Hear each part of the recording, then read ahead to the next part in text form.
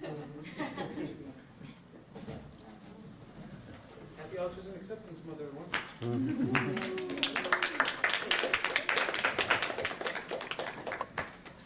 Hi, everyone. Oh, that voice is gone. Hi, we all are in advanced TV studio production class. I'm also Robyn Epstein, the Vice President of KeanTV. Right here is my president, the wonderful Maria Irvin. And what you just watched was our first episode for our show. It is called Overcome, the story of students climbing higher. Special thanks to Matthew, who's also part of this class, that was willing to give out his story to everyone. Such a great story, especially as you mentioned, today is the first day of Autism Awareness Month. So I guess if anyone has any questions about our experience and how we filmed this, how things go, if you have stories for Matt and just, questions along the way, please feel free. We would love to answer them. I'm not sure if anyone else wants to add something on. Matt, do you want to say anything about your story? What do I want to say about my story? Honestly, from the beginning, I was initially hesitant to do this because, especially because I'm producing my own story. It's like a lot. It's a lot to take in.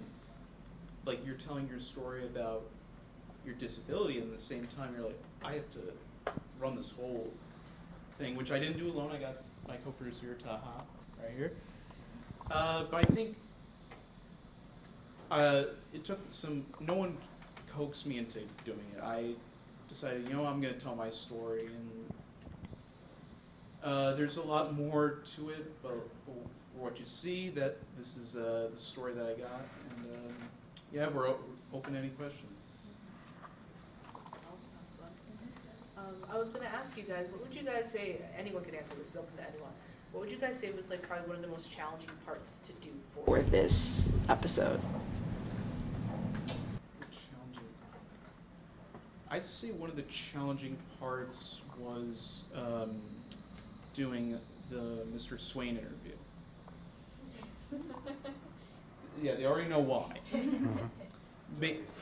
Mainly just because we had to go all the way to North Brunswick, which is where I'm from, to do his interview.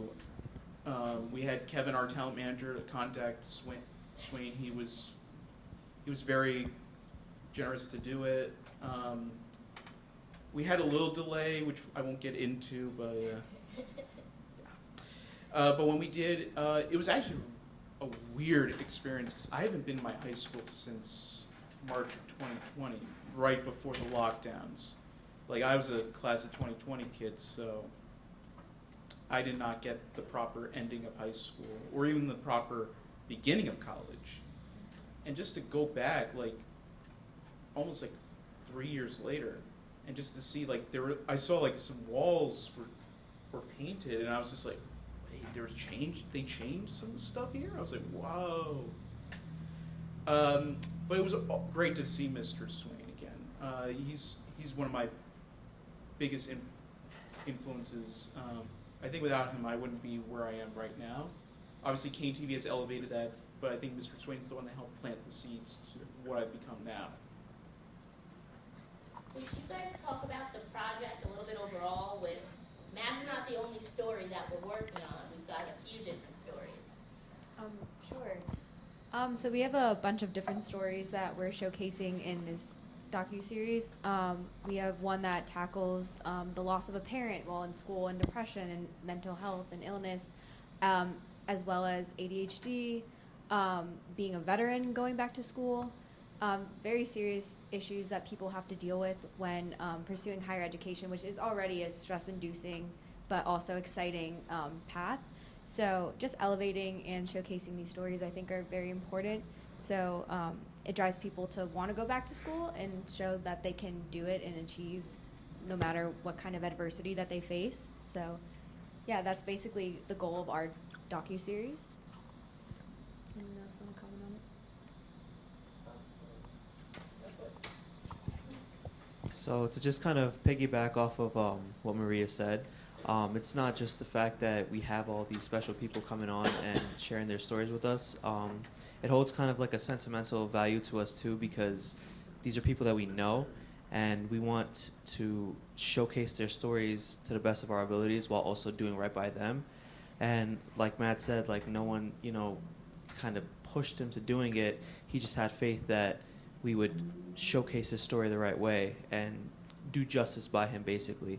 And with the other people whose stories we're telling, like Maria said, we have a veteran coming in who myself and Maria had a class with last year. And we have an episode about, being a parent while also being in school, who is someone that Robyn knew, and et cetera.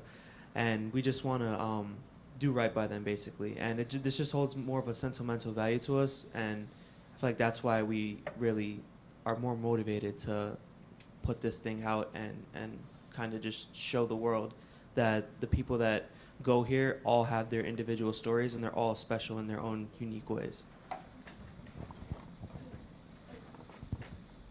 Yeah, I also just kind of want to add on to your question. This was also a big challenge. A lot of the people that we did interview, we already previously had a relationship with. Matt is, all of us on here, we absolutely love Matt. Matt's like one of our great friends, as you can see.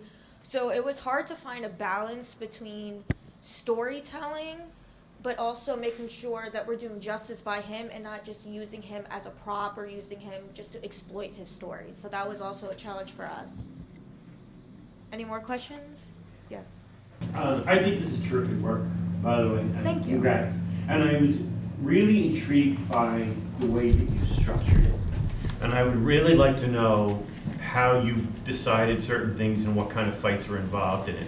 Because that's one example of it. So I really thought it was terrific the way that you sort of eased into the topic. We don't know exactly what the disability is, but we kind of sense there is one. Then he starts talking about it.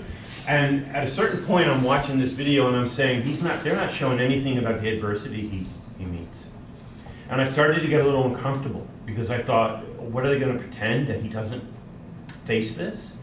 And then you have that incredible interview about the friend who says that to you.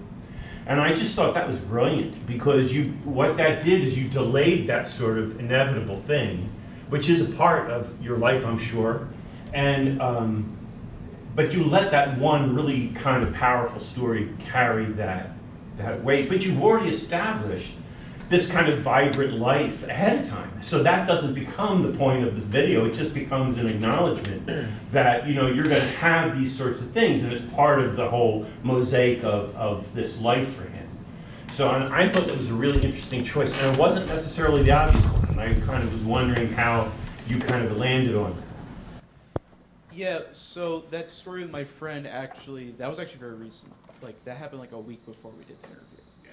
Which was, and they were actually they expected me to talk about something else, which I'm not going to get into because it's a kind of uncomfortable topic for me. But yeah, that just happened a week beforehand, and they didn't expect me to talk about that. And for anonymous sake, I'm not going to say who it is, because that's not cool. But yeah, going back to what you were saying about the whole, at first you think there's nothing there. There's no adversity, and then it's sort of like a slap to the face when you do get to it. I feel that's thanks in part to our editor, Norm, which he'll talk more about soon, hopefully. But for me, I think that's something about a story, especially like one that like you have to get to know the person before like you really know the situation at hand. Because if you sort of like go into it knowing this person had the situation, then to me I feel like you're not really caring about the person. You're more concerned with what happened to them than them themselves. And I feel like it's important, for me at least, that people know who I am, so that way you get to, it's about empathy, it's about growing empathy, and I think that's the most important thing, especially in my story, because I always try to be a great friend. I try to be a caring person, and despite all my obstacles, like I try to do my best, and I think it's good to showcase that first before getting into the real uncomfortable stuff. So going back to the, could you repeat the question for me one time? I'm so sorry. How, in terms of narrative, what was the question? Structure. The structure. Which I really liked the work you did on this, by the way. Thank you. I thought this was pretty well edited. What made it really easy at first, or initially, was that I was there for every step of the way for the entire production as well. And I had just met Matt about a year and a half ago. Going through the footage, I was a week behind on the production as well. But Diego, our screenwriter, he was talking to me one night, and we were trying to part of the idea of like how to not make it sound like a sob story, because Matt's not a sob story at all. So with that idea he gave me, I thought of the first time I met Matt. When I was introduced to him, he wasn't introduced to me as someone on the spectrum or someone who has autism. He was introduced to me as like someone who had his own show. He was like a well-renowned member of the club that I had just joined that year as well. So I thought I could put my own personal spin onto that narrative as well. I felt like the way I met Matt is the way everyone should be introduced to Matt. That makes sense, as someone as a creative, like an aspiring YouTuber, as he said as well, and an overall like funny, great friend as well. So that's the way I kind of structured the story. There are 2 other projects being edited right now, one by Roseann and one by Lester. I don't know if you want to give them a quick rundown of what you guys are working on at the moment and how you are telling your stories.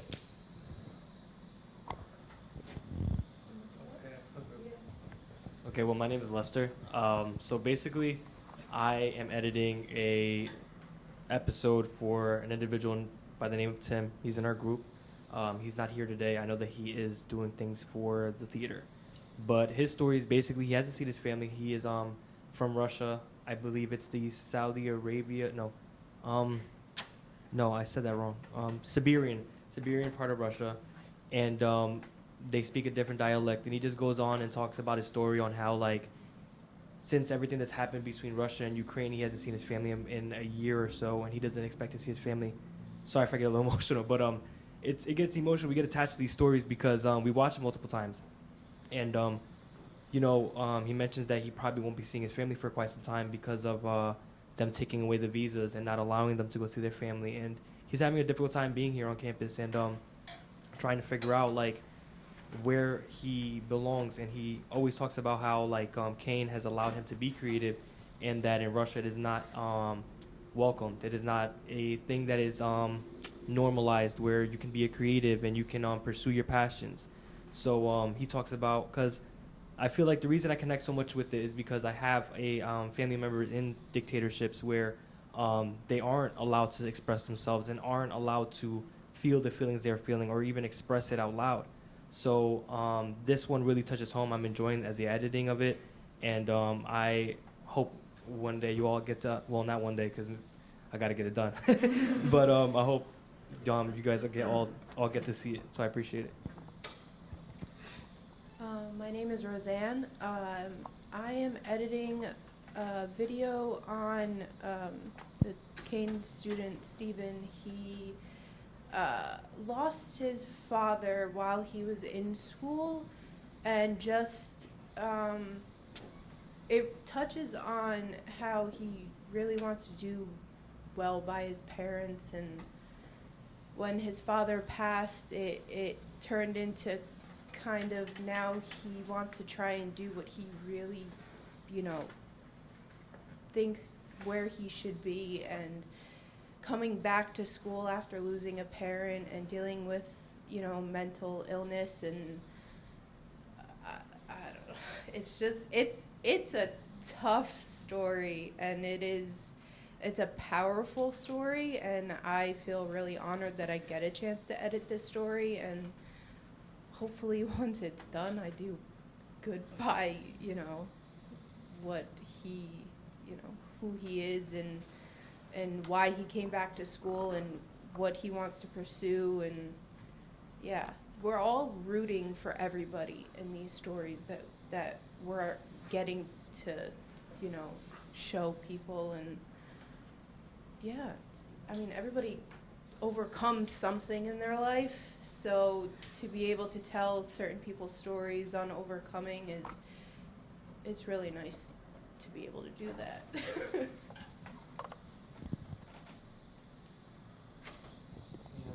saw that. I did have. Josh had a question. There's a bit of a follow-up to yours, which I concur with everything that was said. I was particularly struck by the camera angles that were used. In part, it felt you were really highlighting Matthew as the main character and empowering Matthew. I thought the camera angle with the high school teacher was particularly interesting in that it was kind of like the student's perspective, but it wasn't domineering the way that type of angle tends to be. So whoever was in charge of camera angles, I'm just curious as to the choices you made and why. Well, I'm going to speak on behalf of another member who's not currently here. He has to go to work. Kevin Cruz, who... I asked the question for that no one here. He's the one. Well, he's... In addition to Norman. Like, I wear contacts, but still with them on, my eyes aren't that good. I don't have an eye for these things. I wouldn't know how to position the camera to make Matt look more powerful, make him look like more of a, figure. But Kevin has a great eye for these things. And a lot of the shots are his idea, and he also has a very personal relationship with Matthew. And so for him, it's easy to be like, oh, this is how I see him. And it's very much through his eyes, some of the shots. And the other ones are through Norm, who I'll pass the mic to. I don't want to go I don't want to think too deep into the way the angles were structured, but for instance, Professor Brooks' angles, we kind of made it so he was our professor last semester for film documentary. He was a great professor to have. It was me, Maria, Diego, and I believe Kevin as well. We kind of wanted to set an impression for him as well, because that was our first time interviewing him outside of class as well. So we kind of made that look very professional. If that makes sense. We had it on a tripod as well, as opposed to Mr. Swain's interview. That was structured more of a conversation between Maria and Mr. Swain as well. So that's why I had it on a handheld as opposed to a tripod, kind of make it more lively, if that makes sense, you're in there. But again, I didn't want to think too deeply into it, not to sound like anything pretentious or whatever like that. So, yeah. So just to add on to basically what he was saying, a big part of us as a collective is that we trust each other, and we all have different roles in terms of this episode specifically, and as well as other episodes. But since this is the topic, if we want to talk about Mr. Swain's interview, Norm, a big part about him is that he wants to bring the vision that we have to reality, basically. And he basically throws around these ideas, but his priority is, what do you want? And when it came to the Mr. Swain interview and most of the B-roll that we did for Matt and the interview with his mom and stuff like that, we didn't want Matt to get too involved as a producer because we wanted to keep him a little grounded. And since we were co-producers, I kind of took the head on that. And he really wanted me to tell him what I wanted, but again, it goes back to trust. And it got to the point where, yes, I did give suggestions to Norm and stuff like that, but every time I did give him a suggestion, I said, you can honestly do whatever you want because I trust your vision. And but that's basically what I told him because, I'm the one that kind of introduced him to all this stuff, and I trust him with anything, whether it be content or just in regular life, So when he has a vision on something, I legitimately, when it came to the Swain interview, I had a different angle in mind than the one that you guys saw. And Norm was completely willing to use the angle that I had suggested. There was Mr. Swain had these movie posters behind him by his whiteboard, and I thought that would have been a nice little thing to add behind him. And Norm was like, what if we do this? And I was like, forget everything I said, let's do that. And so we ended up going with his thing, and obviously, as you guys can see, that was definitely the best option. So it's just trust, honestly, and Kevin as well. He's got an eye for these things, like Diego said. I also wear contacts, so I don't have an eye for these things either. But it's all Norm and it's all Kevin, honestly.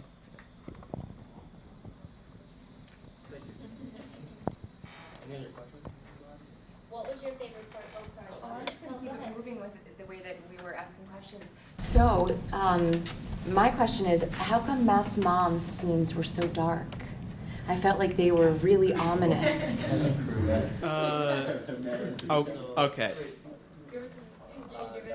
Actually, so the original plan was we wanted to film my mom at the KeanTV studio, but it was just her schedule. We just went online, so I came up with the idea of why don't we just shoot at my house, sort of like give her like more like familiar place to interview, be a little more comfortable. Actually, my mom's also the one that supplied all the childhood pictures you saw of me throughout the video, so shout out to her. And also, North Brunswick is also where we got like some of the B-roll, like me, Kevin, Taha, and Diego were just around. And in the very last shot was completely improvised on that day. And I told Norm exactly like that has to be the very last shot of the episode. But to get back to your question, the reason why it was dark because we filmed late. And actually, no, Diego and Kevin came at like the same time. So I thought they were going to come a little earlier, just more bad time management on our part. But yeah, it was during spring break. So like, but yeah, by the time they got here, like it was already like sunsetting, and like this was a week. Yeah, this was a week before daylight savings. So we did use like the lights that are in our living room. Well, Kevin also brought his own light that we also used. That's why we always try to use only. That's why during the editing, there's only really one shot of my mom. Like you don't see a lot of cuts. Unlike Swain or Brooks, you don't really see a lot of cuts between my mom's interview. And that's because it was so dark. I think in the future, how we did this all again, we would probably have more. We either do it in the studio, find a good time, or if we were in the same situation, just bring more lights. Yeah. Or do outside. We have like a group chat, We're a bunch of buddies, and so it's very easy to get caught up with jokes and stuff. And we had planned to meet at our one friend's apartment and then head over, but then we realized there's no reason. And so we did end up showing up later to Matthew's. And Kevin came, and we brought some like light kits that we had, because we're like, well, let's do our best.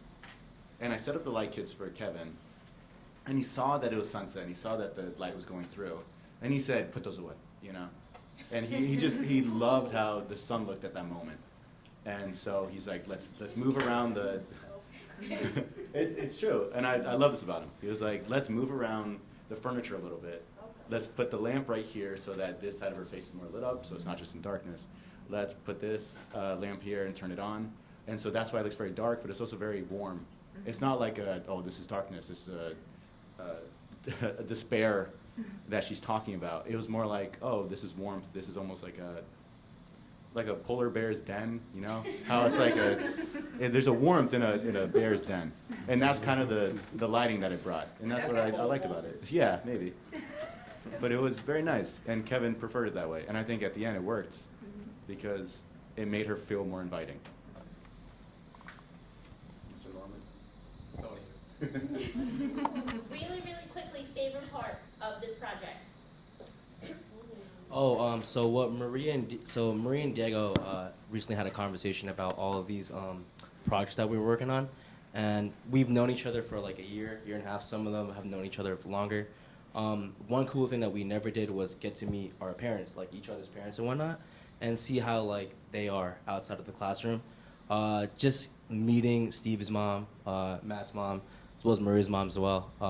It was just a really great like a great insight onto how they are outside of school and whatnot. Like it's like a better perspective to get aside from like hanging out with them every other day as well. That would be like my personal favorite part. For me, honestly, it would just be to spending more time with everybody, because for the most part, most of us are graduating really soon, and who knows where life is going to take us after this. And so this is kind of like, like we say, we call it the last dance. Like this is really like the last dance for us. And I guess my favorite part would really just be like spending more quality time with everybody, because one person's going to go this way, one person's going to go that way. you never know where somebody's gonna go. Maybe the roads will lead back to one another, but you know, it's not predictable. You know what I mean? So it's just appreciating the time that we have left and just making the most of it. That's been my favorite part. Actually, I'm kind of a little bit with Taha here. My favorite part of this whole thing, I could just say, if I say it in the exact episode, it would probably be like the Swain interview or my mom's interview. Those were really fun. There was a lot of good material from my mom's interview that we couldn't use because we sort of went off track. It was a fun interview. But I think the main thing I really liked is that I mentioned this in the video. That my friends, I realized these are friends for life. And honestly, throughout this documentary, I realized, well, I think I sort of realized it beforehand, but I think this fully cemented that, like, these guys, they're not just friends, they're just family. And family does not have to be blood. That's something I actually say in the episode that got cut out. But yeah, this is my family, and I would not give it up for anything. Thanks, guys. Yeah, not to be redundant, but these are some of my best friends, so to be able to, I take it back, but to be able to do it like you love with people that you love is really such a privilege. And you know, if we never work together again, at least we can say that we worked on this together, and it's kind of a nice time capsule to this time and what we've created. I just love that we already spend so much time together as it is. Like, I see you guys more than probably my family, so just mixing that and also our love for film and just creating projects, that's just always been my favorite part, and this is definitely memories of church. Same. I just like to get the chance to know everybody, because I've had some of you in classes, but like I really got a chance to know everybody and just how freaking creative everybody is. Like, it's just amazing to work with all of you guys. Okay, I'm gonna make it quick. So I think my favorite part of the entire episode got to be that I was one of the individuals that didn't know Matt before this class. We had class beforehand, but we never really got to speak one-on-one, and I was actually a cameraman during this episode. No, I was floor managing, and I got to hear his story for the first time ever, and I feel like that gave me more of a connection to get to know Matt even better than I did because of the episode. So I think that was my favorite part, getting to know Matt like you guys did as well. So thank you. Thanks, guys.